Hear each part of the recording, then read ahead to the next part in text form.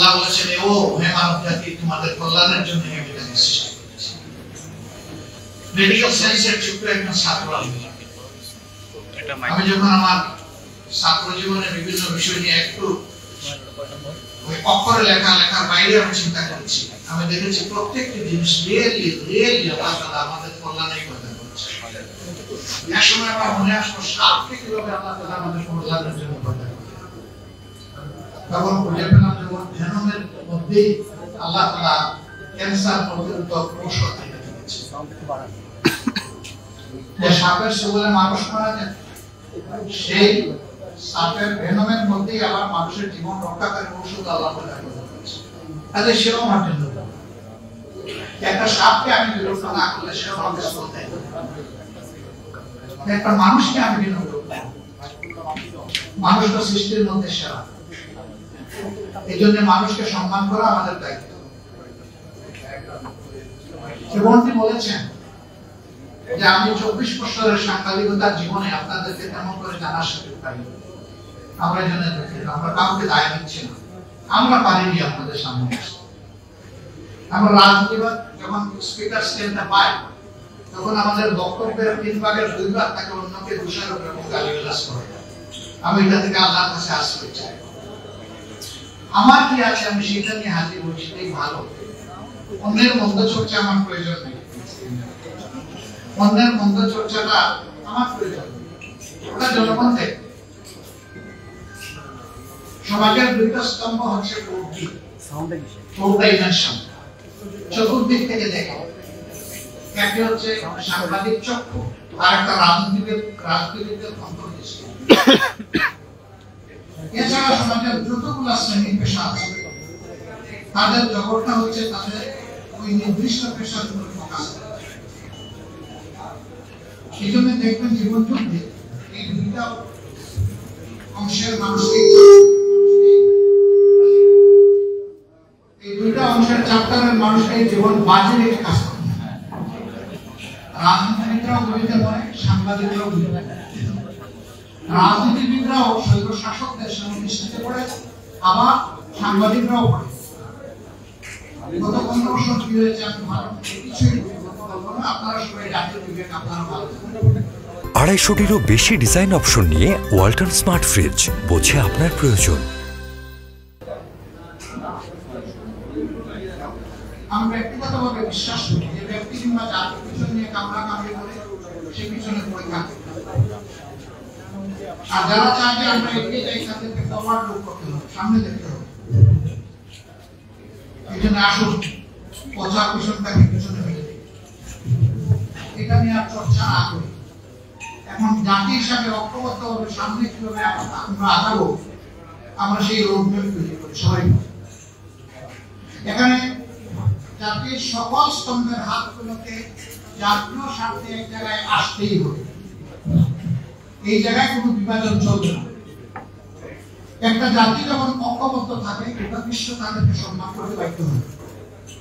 আর জাতিটা যখন বিভক্ত হয়ে পড়ে তখন তাদের মাথার উপর সবাই মাথা পড়ে পড়ে, এবং এতে ওই জাতির শুধু ক্ষতির পরিমাণ বাড়ে, এই জাতি লাভবান হয় না। আজকে বড় প্রয়োজন আমাদের পক্ষে। আমরা অতীতে যদি বিভক্ত হয়েই থাকি দল ধর্মের ভিত্তিতে, ট্রাইবস এবং বিভিন্ন কাস্টের ভিত্তিতে, আমি বলবো যে এগুলো আমরা ভুলে যাই। আমরা বলতে চাচ্ছি আমাদের এই প্রিয় দেশে যারাই জন্মগ্রহণ করবে, তিনি যে ধর্মেরই হোক, যে দলই সমর্থন করুক কিংবা নির্দলীয় হোক, তিনি এই দেশের একজন গর্বিত মর্যাদাবান নাগরিক। এবং সকল নাগরিককে তার অধিকার সংবিধান এবং রাষ্ট্র যা দিয়েছে করুণা হিসেবে নয়, তার অধিকার হিসেবে তাকে দিতে হবে। এই অধিকার প্রাপ্তির জন্য যুদ্ধ হচ্ছে রাজনীতিকরা, যুদ্ধ হচ্ছে কলম যুদ্ধ এবং বাক যুদ্ধ। এই আপনারা আর আমরা মিলেই কিন্তু সমাজটাকে আমরা রাইট ডিরেকশনে নিব, এটা আমাদের দায়িত্ব। অনেকে অতীতে বিভিন্ন আন্দোলনের ব্যর্থতায় বলতে জনগণ নাম না কেন, জনগণ নামবে কেন, আমি কতটা নেমেছি তার উপর নির্ভর করবে আমার জনগণ কতটা নামবে। আগে তো দায়িত্ব আমাকে নিতে হবে। আমি যদি অসত্যকে প্রতিরোধ করতে চাই, শুধু ঘরে বসে আমাকে ফর্মুলা দিলে তো হবে না, আমাকে রাস্তায় নামতে হবে, রাস্তায় নেমে নেতৃত্ব দিতে হবে। এই বিশ্বে যতগুলো পরিবর্তন হয়েছে ওই ব্যক্তিকে কেন্দ্র করেই পরিবর্তন হয়েছে। সেখানে একটা ম্যাগনেটিক ক্যারেক্টার থাকতে হবে, যিনি সবাইকে ধারণ করবেন, যিনি সবাইকে তার থেকে দূরে ঠেলে দেবেন না। সেই ম্যাগনেটিক ক্যারেক্টার আল্লাহ যাদের তাদের দিয়েছে, তাদের দ্বারাই সমাজের পরিবর্তন হবে। আমরা এমন ব্যক্তি আল্লাহর কাছে চাই, তিনি যেন সেরকম ক্যারেক্টার, উদার বিশাল মনের মানুষ, যিনি সারা বাংলাদেশের প্রত্যেকটি ইন্ডিভিজুয়ালকে তার অন্তরে শ্রদ্ধার সাথে ধারণ করবেন এবং মানুষের মধ্যে গ্রহণ করবেন। আল্লাহ যেন সেটা দিয়ে আমাদের সাহায্য করেন। সাংবাদিক ভাই অতীতে আপনাদের হাতের কলমকে ফ্রিজ করে রাখা হয়েছে, তা অদেখা আপনাদের করিয়ে দেওয়া হয়েছে। যারা কথা বলেন তাদের মুখে সেরকম অদেখা একটা তালা ঝুলিয়ে দেওয়া হয়েছে, সাময়িকভাবে এই তালা খুলেছে। আমরা যখন জেগেই উঠেছি, আমাদের আর ঘুমাবার প্রয়োজন নেই। এই জাগ্রত জাতিকে মন্দিরে পৌঁছানোর জন্য, প্রপার ডেস্টিনেশনে পৌঁছানোর জন্য এখন আমাদেরকে রাত দিন কাজ করতে হবে। সেই কাজটা আপনারা করেন, রাজনীতি পেশার কারণে পুলিশও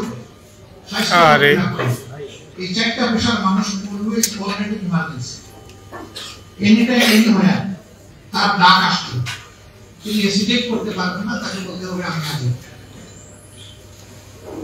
এই জায়গাটা যদি আমরা পরিচ্ছন্ন করতে পারি, আমরা এই বীজতলা যদি সুন্দরভাবে তৈরি করতে পারি, তাহলে এই বীজতলায় অঙ্কুরিত যে চারা, এটা আগামী দিনে এই সমাজকে ছায়া এবং ফল দিবে ইনশাআল্লাহ।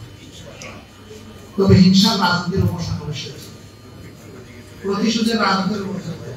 অনেকে বলেছেন আপনারা মাফ করে দিচ্ছেন কেন, তাহলে যারা পাপিটা করো তারা তো তাদের পাওনাটা পেল না। আপনি কোনটা চাচ্ছেন মানুষের জন্য?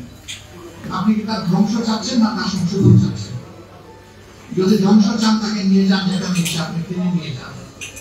আর তার যদি আপনি সংশোধন চান এবং একটা সংশোধিত হাত হিসেবে তিনিও সমাজে অবদান রাখুন, সেটা যদি চান, তাহলে তাকে সংশোধনের জন্য জায়গাটা তৈরি করে দিতে হবে। ওই জায়গায় হিংসা করতে হবে, এখানে উদারতা করছে। তবে আমরা বলেছি না, কোন ভিকটিম কিংবা ভিকটিম ফ্যামিলি তারা যদি সুনির্দিষ্ট অপরাধের প্রতিকার চেয়ে আইনের আশ্রয় নেয়, আমরা তাদের প্রশ্ন, এটা আমাদের দায়িত্ব। কিন্তু দল হিসাবে আমাদের উপরে যা করা হয়েছে, এই জুলুম শব্দ বলতেও আমার কষ্ট লাগে। যা করা হয়েছে আমরা আল্লাহর কাছে থাকবো, দল হিসাবে আমরা কোনো প্রতিশোধ নেব না। তবে এটা আশা করব যারা এই রাজনীতি করবেন, তাদের জন্য আল্লাহ একটা রাজকীয় মন দেন। তারা যেন জটিল এবং সংকীর্ণ মনে না হয়, তারা যেন এক ছোটা না হয়, তারা যেন তুষামুৎকারীদের পাল্লায় পড়ে জনগণকে ভুলে না যায়, তারা যেন জনগণের খাদের এবং তারা যেন জনগণের মালিক না। এই মানসিকতা নিয়ে যেন রাজনীতিতে সবাই আগে আসে। আদর্শ ডেমোক্রেসির বিউটি হচ্ছে যার যার আদর্শ মেলে তো জনগণ এখান থেকে চুজেন কি করবে, পছন্দ করবে, গ্রহণ করবে। কারো উপর কোনো কিছু চাপিয়ে দেওয়া যাবে না। ওরে নির্মূল করো, ওরে ধ্বংস করো, ওরে মাটির নিচে পাতাল করে পাঠিয়ে দাও, এগুলো রাজনীতির ভাষা এবং এগুলো রাজনীতি।